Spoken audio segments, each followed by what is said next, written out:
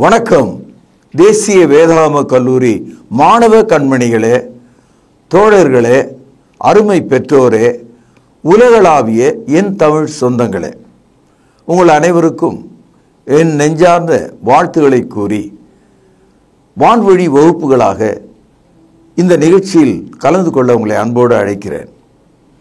இந்த நாட்களில் ஒரு புதிய பாடமாக புதிய ஏற்பாட்டில் 9வது புத்தகம், The 9th book of the New Testament, கலாத்தியருக்கு எழுதின நிருபம்.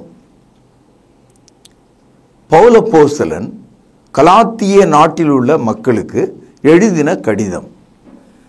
ஆகவே இதை கலாத்தியருக்கு எழுதின நிருபம் என்று நாம் படிக்கிறோம். கலாத்திய நாடு யூத மக்களால் நிறைந்த ஒரு நாடு. கிரேக்கர்களும் வேறு இன மக்களும் அங்கே இருந்தார்கள்.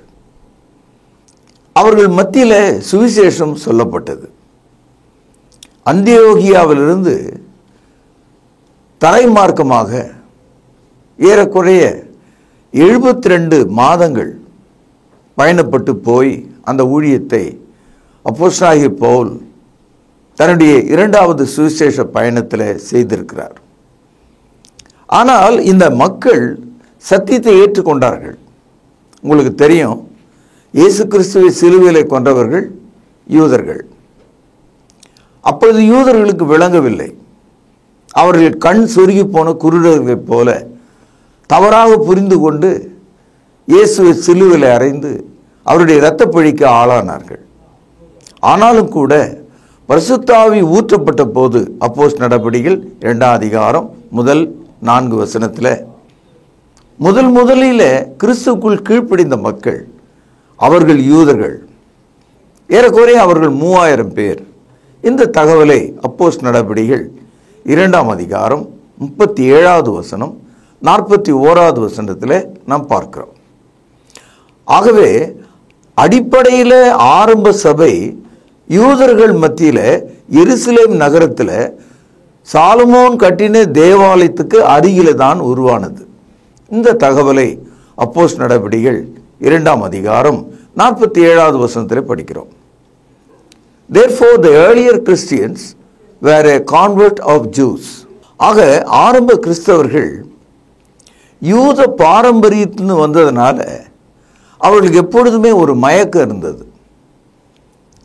அளவுக்கு மீறி சாப்பிட்டா கூட நமக்கு ஒரு மயக்கம் வரும். அது மாதிரி பழைய விஷயங்கள் நம்முடைய மனதில் இருந்தால் ஒரு மயக்கம் போல இருக்கும். உதாரணத்துக்கு இந்த காதல் பாருங்க, கல்யாணம் ஆகி வேற இடத்துக்கு போனால் கூட அந்த பழைய ஞாபகம், அந்த பழைய புளித்த மாவு, அந்த பழைய இன்பம் எப்போதும் ஒரு வாந்தியை போல நமக்குள்ள வந்து கொண்டே இருக்கும். இந்த மக்கள் சத்தியத்திற்கு கீழ்ப்படிந்து கிறிஸ்துவின் வழியில் நடக்க ஆரம்பித்த பிறகு யாரோ ஏதோ சொல்ல போய் அதை பேச்சை கேட்டு அவங்க மனசு கொஞ்சம் கொஞ்சமாக கரைய ஆரம்பித்தது. ஏன்னா அன்பு சகோதரர்களே, நம்ம ஊரில் ஒரு பழமொழி உண்டு, அடிக்கிற காற்றில் அம்மிக்கல்லும் பறக்கும். அம்மிக்கல் இருக்க, அது எவ்வளோ பெருசு, எப்படி காற்றுல பறக்கும்? அது காரணம் என்னன்னா, இந்த அம்மி வாங்கி 50 வருஷம் ஆச்சு, தேய்ச்சி அது ஓடா போனதுனால அது காற்றுல தள்ளிட்டு போயிட்டுது. அது மாதிரி கொஞ்சம் கொஞ்சமாக எறும்பு ஊற கல்லும் தேயும்னு இன்னொரு பழமொழி. எறும்பு இருக்க, அது ஊறிக்கொண்டே இருந்தால் ஒரு இடத்துல இருக்கிற இடத்துல ஒரு குழி விழுந்துடும். அது மாதிரி மனிதனுடைய மனதில் இயேசு கிறிஸ்துனுடைய சிலுவை தியாகம் அப்படி கொஞ்சம் கொஞ்சமாக கரைய ஆரம்பிச்சது. கலாத்திய மக்களுடைய பின்புலம், அந்த பேக்ரவுண்ட் பார்த்தீங்கன்னா, அவர்கள் யூத சமயத்திலிருந்து மோசேயினுடைய நியாயப்பிரமாணத்தின் வெறியர்களாக இருந்தவர்கள். இயேசுவை பிலாத்துவினிடத்தில் சிலுவையில் அறையும்படி கேட்டுக்கொண்டவர்கள். இயேசுவின் இரத்தப்பழி எங்கள் மீதும் எங்கள் பிள்ளைகள் மீதும் வரட்டும் என்று சவால் விட்டவர்கள். இயேசு கிறிஸ்துவனுடைய உயிர்த்தெழுதலை நம்ப மறுத்தவர்கள். அப்படிப்பட்டவர்கள் மத்தியில் பரிசுத்த ஆவியினுடைய வல்லமையினாலே திருச்சபை எருசலேம் நகரத்தில் 33ஆம் ஆண்டு ஸ்தாபிக்கப்பட்ட வரலாறு உங்களுக்கு ஏற்கனவே நான் சொல்லியிருக்கிறேன். கல்யாணம் ஆகி 1 மாதம் பொறுத்து அந்த கல்யாண பொண்ணு வீட்டை விட்டு ஓடி போயிட்டா. அதே மாதிரி கல்யாணம் ஆகி ஒரு சில மாதங்களில் கணவன் தன் மனைவி விட்டு ஓடி போயிடுறான். இது நடக்கிற சம்பவம் தான், நம்ம தினமும் கேள்விப்படுறோம். அந்த பழைய வாழ்க்கைக்கு ஓடி போகிறாங்க. திருமணம் ஆன பிறகு திருந்தி வாழலாம் இல்லையா? அதான் கிடையாது. அப்போது இப்படியே தான் கிறிஸ்தவர்கள் மத்தியில் கூட விக்கிரகங்களை விட்டு கர்த்தரிடத்தில் மனம் திரும்பினார்கள். மோசேயினுடைய நியாயப்பிரமாணத்தை விட்டு கர்த்தரிடத்தில் மனம் திரும்பினார்கள். யூதர்கள் கர்த்தரிடத்தில் மனம் திரும்பினார்கள். புறஜாதிகளும் கர்த்தரிடத்தில் மனம் திரும்பினார்கள். மனம் திரும்பிய மக்கள் மறுபடியும் திரும்பலாமா? அவர்கள் திரும்பக்கூடாது. ஆரம்ப காலத்தில் இஸ்ரவேலர்கள் எகிப்தை விட்டு புறப்பட்டு சிவந்த சமுத்திர தண்டை வந்தபோது பயம் தொற்றி கொண்டது. இந்த கடலில் விழுந்து சாகனுடைய நிலைமை வந்தபோது மோசே இடத்துல அவர்கள் என்ன சொன்னாங்க தெரியுங்களா? இங்கே சாவதற்காக தான் எங்களை அழைச்சிட்டு வந்தீங்களா? பின்னால் எகிப்திய இராணுவம் வருகிறதே, ஐயோ 2 பக்கமும் நாங்கள் நெருக்கப்பட்டிருக்கிறோமே, நாங்கள் உடனே திரும்பி பழைய அடிமைத்தனமாகிய எகிப்துக்கு போனால் நலமாக இருக்கும் என்று அவங்க நினைச்சாங்க.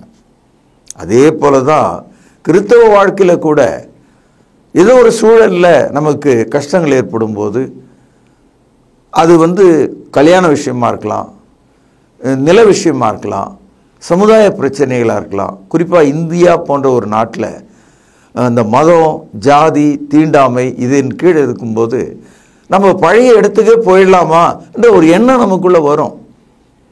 கிறிஸ்தவர்கள் 2 பெயர்களோடு 2 நம்பிக்கைகளோடு கிறிஸ்தவனாக இருப்பான், விக்கிரக வழிபாடு செய்கிறவனாகவும் இருக்கிறான் இந்த நாட்டில். இது ஒரு கொடுமையிலும் கொடுமை. இந்த நிலை தான் கலாத்திய மக்களுக்கு ஏற்பட்டது. ஆகவே தரைமார்க்கமாக 72 மாதங்கள் போய் அந்த கலாத்திய நாட்டிலே திருச்சபையை உருவாக்கின அப்போஸ்தலனாகிய பவுல் நெஞ்சு வெடித்து விடுவது போல, எரிமலை வெடித்து குமுறுவது போல அவனுடைய இருதயம் உடைகிறது. கலாத்திய நாட்டில் உள்ள சபை பின்வாங்குகிறது, இயேசுவை மறுதலிக்கிறது, சத்திய பாதை விட்டு வழி விலகி விட்டார்கள்.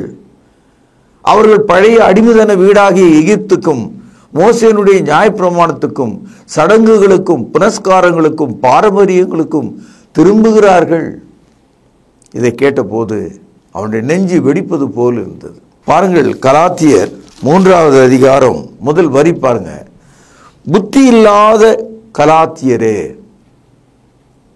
என்ன சொன்னார் கவனிச்சிங்களா? நீங்கள் உங்களை யாராவது பார்த்து புத்தி இல்லாதவனேன்னு சொன்னால் எவ்வளோ கோபம் வரும்.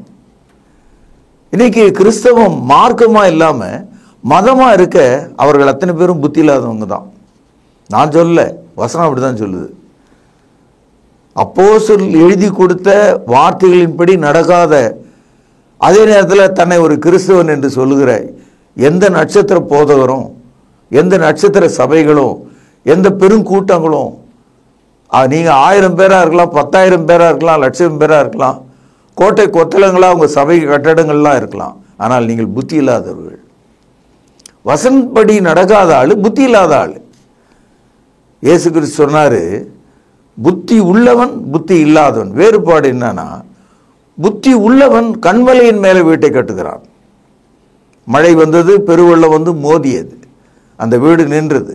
ஏனென்றால் அவன் இயேசு கிறிஸ்துவினுடைய வார்த்தையின்படி புத்தி உள்ளவனாக அந்த வீட்டை கட்டினான்.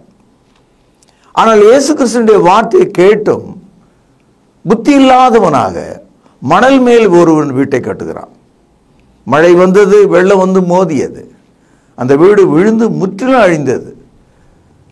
ஏன் அந்த வீடு விழுந்தது? அவன் புத்தி இல்லாதவன், கட்டின ஆள் அப்படிப்பட்ட ஆள். இன்னைக்கு கிறிஸ்தவ மார்க்கத்தை விட்டு மதத்தில் இருக்கிறவர்கள் புத்தி இல்லாதவர்கள் என்று பரிசுத்த ஆவியானவர் சொல்கிறார். சில ஆள் என்னை பார்த்து கேட்குறாரு, நீங்கள் ஏன் இதெல்லாம் எடுத்தாந்து இங்கே சொல்லிட்டு இருக்கீங்கன்னு. ஏன்னா உங்களுக்கு ஒரு எச்சரிப்பு தேவை இல்லையா?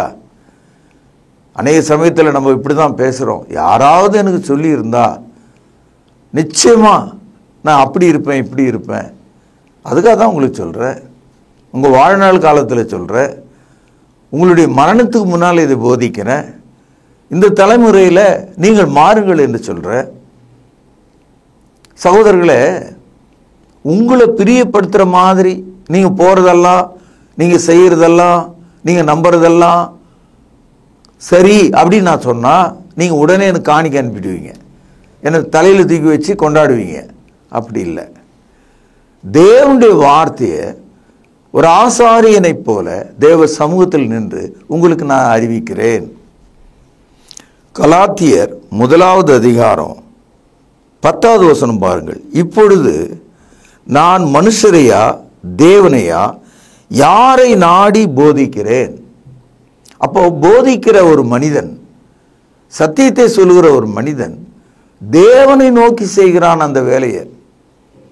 மனுஷரை நாடி போதிக்கிறவன் அந்த மனுஷனுடைய காது எப்படி நமைக்குதோ அதுக்கு ஏற்ற மாதிரி குடையறதுக்கு அவன் விரும்புவான். உனக்கு எது சொன்னால் பிடிக்குமோ அதையே சொல்லிட்டு இருப்பான்.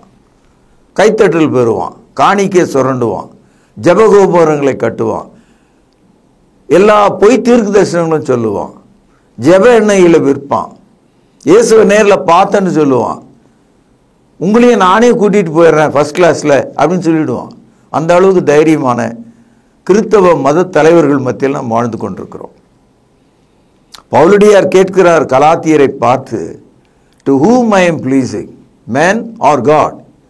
என்ன ஆச்சரியமான கேள்வி பாருங்க. கிறிஸ்தவம் எவ்வளோ சவால் கொடுக்குதுன்னு பாருங்க.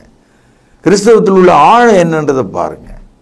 அதாவது நம்ம படுத்து தூங்கினா கூட யாராவது ஒருத்தன் வந்து எழுப்பி விட்டுருவோம் நம்மளை. அப்போ நம்ம என்ன சொல்லுவோம்னா, ஏன்பா என்னை எழுப்புற, நானே களைப்பாய் படுத்திருக்கிறேன் அப்படின்னு சொல்லுவோம் இல்லையா? அதை மாதிரி நம்முடைய வாழ்க்கையில் நம்ம சரியான வழியில் போகணும்னு நினச்சா கூட சாத்தான் சும்மா இருக்க மாட்டான். அவன் நம்முடைய மனதை புரட்டி விடுவான். பாருங்கள், ஏதேன் தோட்டத்தில் ஆதாம் ஏவாள் அற்புதமான தேவனுடைய பிள்ளைகளாக அந்த தோட்டத்தை பண்படுத்தி அவர்கள் அற்புதமான ஒரு வாழ்க்கையாக அவர்கள் வாழ்ந்து கொண்டிருந்தாங்க. ஆதாம் கொஞ்சம் விலகி தூரமாக எங்கே சென்றிருந்த நேரத்தில் சாத்தான் பாருங்க சரியாக பலவீனமான ஏவாளை சந்தித்து கடவுளுக்கும் அந்த மனிதனுக்கு இடையில் ஒரு கலகத்தை விளைவிக்கிறான். அந்த கலகம் என்னன்னு கேட்டால், தேவன் இப்படி சொன்னாரா, நீ அந்த கனியை புசிக்க கூடாதுன்னு தேவன் சொன்னாரா, அதை நீ சாப்பிட்டு பாரு, உன் கண்ணு திறக்கும், நீயும் கடவுள் மாதிரியே இருப்ப, இப்படியெல்லாம் தூவம் போட்டு விட்டான். ஏவாள் தேவன் விலைக்கு இருந்த கனியை பறித்தாள், அவள் சாப்பிட்டாள், தன் கணவன் இடத்துல கொடுத்தாள். ஒரு ஆதாம் மனைவி கொடுக்குற கனி எந்த மரத்து கனின்னு தெரியாம ஏதோ ஒரு பழத்தை கொடுக்குறாள்னு அவனும் வாங்கி சாப்பிட்டான். உடனே அவர்களுடைய சரீரத்தில் ஒரு மாற்றம் தெரிஞ்சது, ஒரு மகிமை அவர்களை விட்டு போய்விட்டது. They lost the glory of God. They were sinned, come under the law of death. மரண சட்டத்தின் கீழே வந்துட்டாங்க. ஏன்னா கடவுள் சொன்னாரு, நான் விலக்கின அந்த கனியை புசிக்கும் நாளில் நீங்கள் சாகவே சாவியர்கள் என்று சொல்லியிருந்தார். அதே வேலையை அவங்க செஞ்சிட்டான். இதுக்கு யார் காரணம்? பிசாசு அவருடைய மனதை சோதித்தான். 2 கொரிந்தியர் 11வது அதிகாரம் 3வது வசனம் பாருங்கள். ஆகிலும் சர்ப்பமானது தன்னுடைய தந்திரத்தினாலே ஏவாளை வஞ்சித்தது போல உங்கள் மனதும் கிறிஸ்துவை பற்றிய, நல்ல கவனிங்க, உண்மையை நின்று விலகும்படி கெடுக்கப்படுமோ என்று பயந்திருக்கிறேன். உண்மை என்பது சத்தியம். கிறிஸ்துவனுடைய சத்தியத்தை விட்டு உங்கள் மனது விலகி விடுமோ என்ற அந்த செய்தியை ஒரு உதாரணத்தோடு சொல்கிறார். சாத்தான் ஏவாளை அவளுடைய மனதை வஞ்சித்தது போல, ஏமாற்றினது போல உங்கள் மனதும் கெடுக்கப்படுமோ என்று நான் அஞ்சுகிறேன். 2 கொரிந்தியர் 11ஆம் அதிகாரம் 2வது வசனம். நான் உங்களை கற்புள்ள கன்னிகையாக கிறிஸ்து என்னும் ஒரே புருஷனுக்கு ஒப்பு கொடுக்க நியமித்தபடியால் உங்களுக்காக தேவ வைராக்கியமாக வைராக்கியம் கொண்டிருக்கிறேன். இது ஒரு வித்தியாசமான கருத்து, நம் மத்தியில் இருக்கிற ஒரு கருத்து தான். அதாவது ஒரு பெண் கற்புள்ளவளாக அப்படின்னா அவளுடைய உடலால் இன்னொருவரோடு வாழாதவள் என்று பொருள்.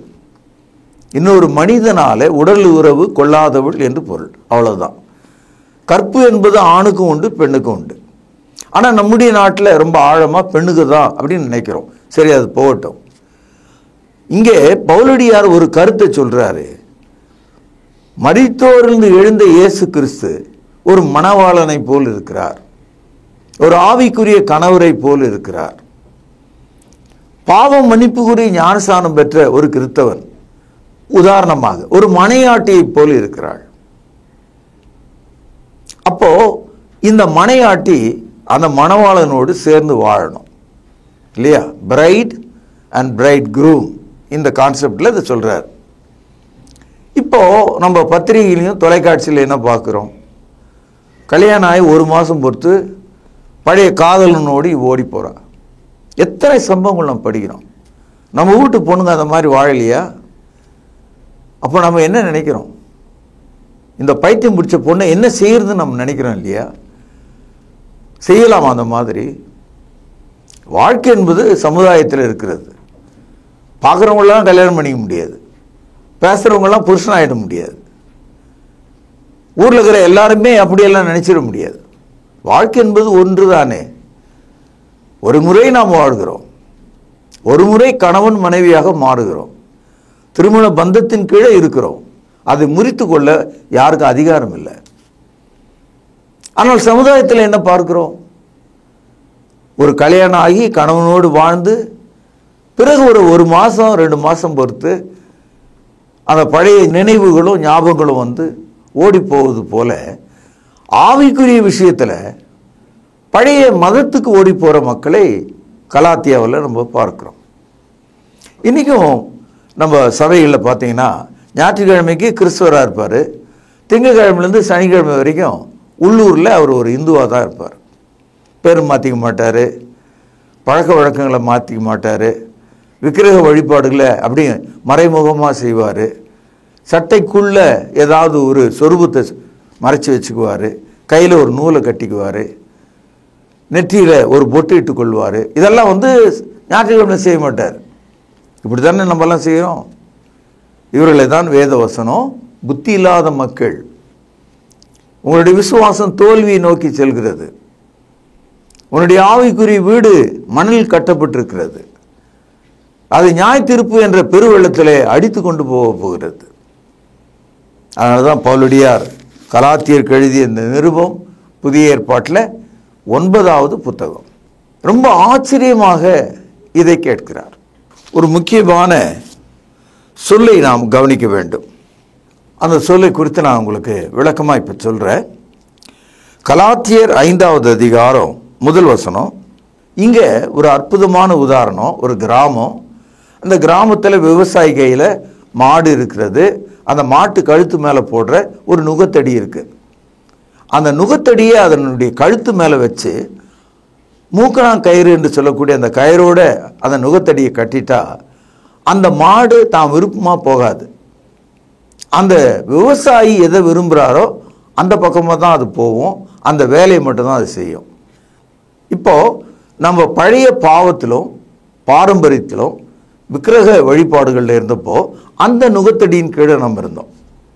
இப்போ கிறிஸ்து கிட்ட வந்துட்டோம், கற்புள்ள கன்னிகைகளாக இயேசுவண்டை திரும்பிட்டோம், பரிசுத்த ஆவிக்குள்ளே நிறைந்தோம், கிறிஸ்துவை பின்பற்றுகிறவர்களாக மாறணும். இப்போ இந்த புதிய நுகத்தடி கீழே வந்துட்டோம். இந்த நுகத்தடி கீழே கட்டி போட்டு பழைய நுகத்தடிக்கு நீ போகலாமா என்று கேட்கிறார். அதுக்கு அந்த கலாத்திய நாட்டில் உள்ள அந்த கிறிஸ்தவன் என்ன சொல்கிறான்? உங்களை போல என்ன போல ஒரு பதில் சொல்கிறான். ஏன், எனக்குன்னு ஒரு ரைட் இல்லையா?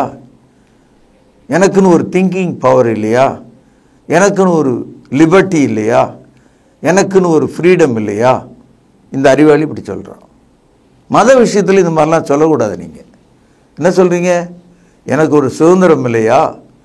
எனக்கு ஒரு நியாயம் இல்லையா? எனக்கு ஒரு விடுதலை இல்லையா? என் வழியில் நான் நடக்கக்கூடாதா? எனக்கு என்ன மூளை இல்லையா? நான் எப்படி வேணா இருக்கலாமே. அப்படி இருக்கிறதா இருந்தால் அதுக்கு பேர் மார்க்கம் அல்ல. உன் இஷ்டத்துக்கு நீ நடக்கிறதா இருந்தால் அது கிறிஸ்தவம் அல்ல. ஆதாம் ஏவாள் ஏதேன் தோட்டத்தில் அவங்க இஷ்டத்துக்கு இருந்ததுனால தான் செத்தார்கள், தோட்டத்தை விட்டு துரத்தப்பட்டார்கள், மண்ணிலிருந்து எடுக்கப்பட்டபடியால் மண்ணுக்கு திரும்புகிறார்கள். புரியுதா?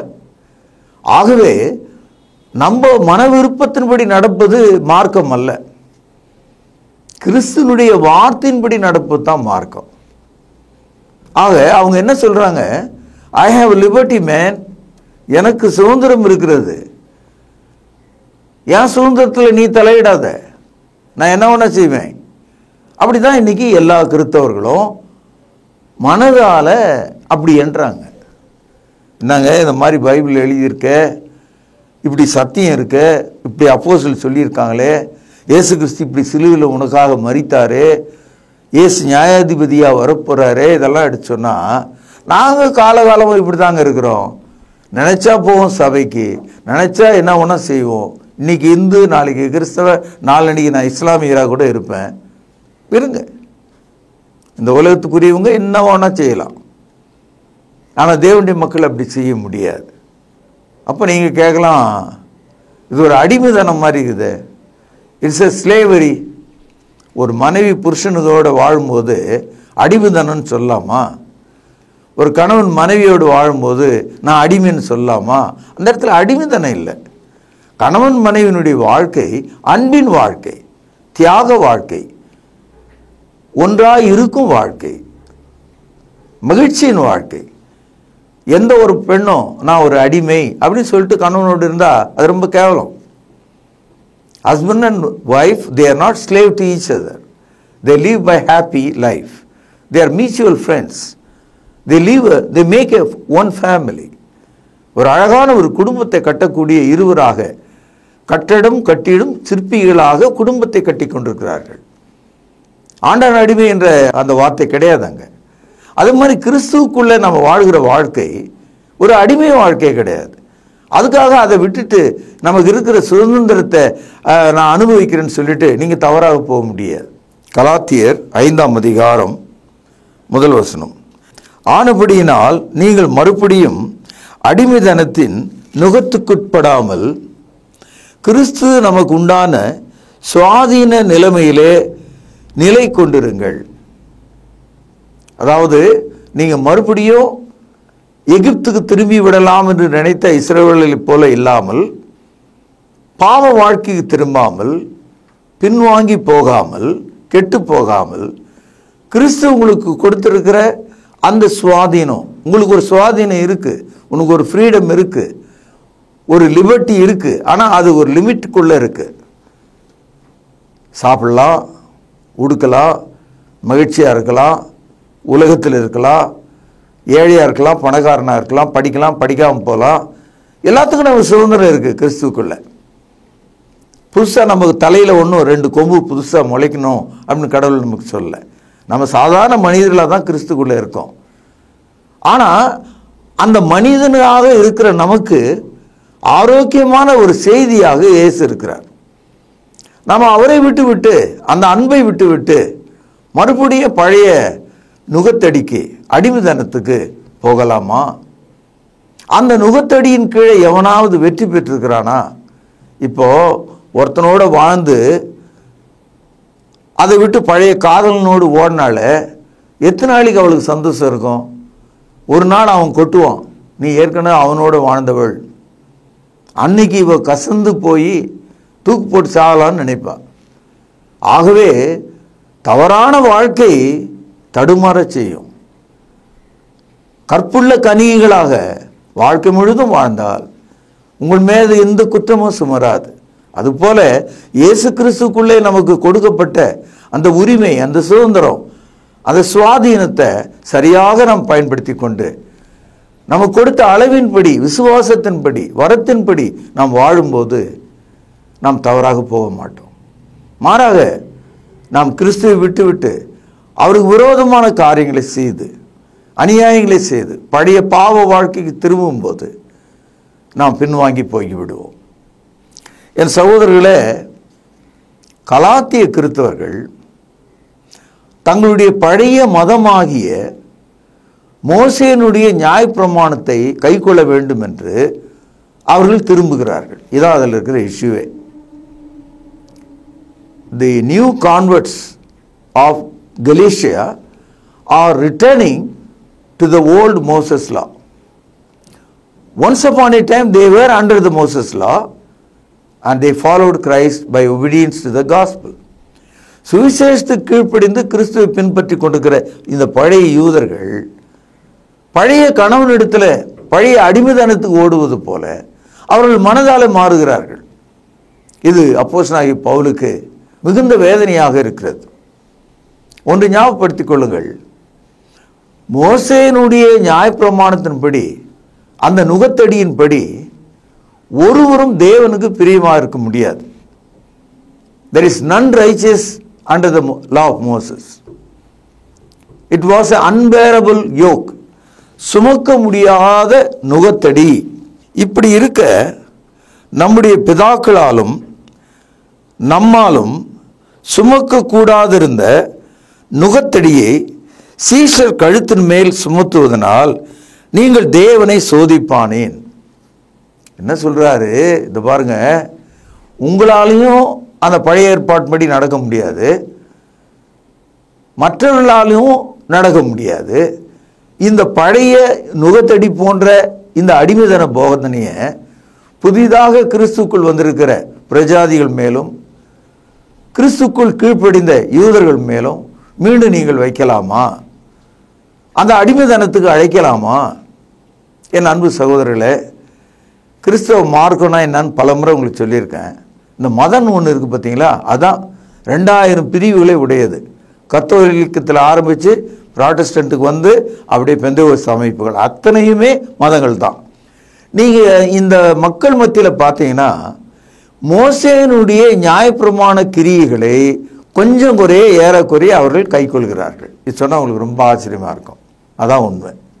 நீங்கள் நல்லா கவனிச்சிங்கன்னா, இப்போ உதாரணத்துக்கு இப்போ சொல்கிறேன், பெந்தேகோஸ்துக்காரர்கள் தசம பாகம்னு ஒன்று போதிக்கிறாங்கல்ல, அது எந்த ஏற்பாடு? பழைய ஏற்பாடு. மோசேயினுடைய நியாயப்பிரமாணத்தின் கீழே இஸ்ரவேலர்கள் கொண்டு வந்த காணிக்கையினுடைய விதிமுறைகள் அவைகள். அப்போது புதிய ஏற்பாட்டில் 15 வசனங்கள் எப்படி காணிக்கை கொடுக்கணும்னு சொல்லப்பட்டிருக்கு, அதை விட்டாங்க. அப்போ கிறிஸ்துவை விட்டு விலகி மறுபடியும் அடிமைத்தனத்துக்கு அவங்க போகிறாங்க. ஏன்னா தசம பாகம் கொடுக்குறது ரொம்ப சுலபம், அது ஒரு வரி கட்டுற மாதிரி கட்டிட்டு போயினே இருக்கலாம். ஆனால் ஒரு ஜீவனுள்ள காணிக்கை கொடுப்பது உங்கள் மனதை சார்ந்த விஷயம், விசுவாசத்தை சார்ந்த விஷயம். ஒரு உதாரணம் தான் உங்களுக்கு சொன்னேன். ஆக இன்னை வரைக்கும் தசமபாகம் கொடுக்குற ஆள் மோசேயினுடைய நியாயப்பிரமாணத்தினுடைய அடிமைதனமாகி நுகத்தடியின் கீழ் இருக்கிறார். இது மாதிரி நூற்றுக்கணக்கான உண்மையை நான் எடுத்து சொல்ல முடியும், தாங்கவே மாட்டீங்க நீங்கள். ஆங்கிலத்தில் இந்த லிபர்ட்டி என்ற வார்த்தை சுவாதீனம் என்று எழுதியிருக்காங்க. தமிழில் எலுத்தீரியா என்பது தான் கிரேக்க வார்த்தை. அப்படின்னா என்ன அர்த்தம்னா, கடவுளுடைய வழிகளை விட்டு விலகுதல். அதாவது எனக்கு சுதந்திரம் இருக்கிறது என்று ஒருவன் கடவுளை விட்டு வழி விலகி போகிறான் என்ற அர்த்தத்தில் தான் அந்த லிபர்ட்டி பேசப்பட்டிருக்கு. ஆகவே நம்ம எல்லாருக்கும் சுவாதீனம் தேவை, ஆனால் கடவுளை விட்டு அல்ல. நான் பாவத்தை விட்டு கடவுளுக்கு திரும்பின மக்களாக இருக்கிறதுனால மறுபடியும் நான் பாவத்துக்கு திரும்புவேன் என்று நீங்கள் சொல்லக்கூடாது. கலாத்தியன் நிருபம் நச்சு என்ற வார்த்தையோடு தொடங்குது. புத்தி இல்லாத கலாத்தியரே, 3ஆம் அதிகாரம் 1 வசனம். அப்போ இந்த புத்தகத்தை புத்தியோடு நம்ம படிக்க போகிறோம், அறிவோடு படிக்க போகிறோம், ஞானத்தோடு படிக்க போகிறோம், காரண காரியங்களோடு படிக்க போகிறோம், நம்முடைய வாழ்க்கையை அதோடு பொருத்தி பார்க்க போகிறோம். இன்றைக்கு நம்முடைய நிலைமை என்ன என்பதை ஆராய போகிறோம்.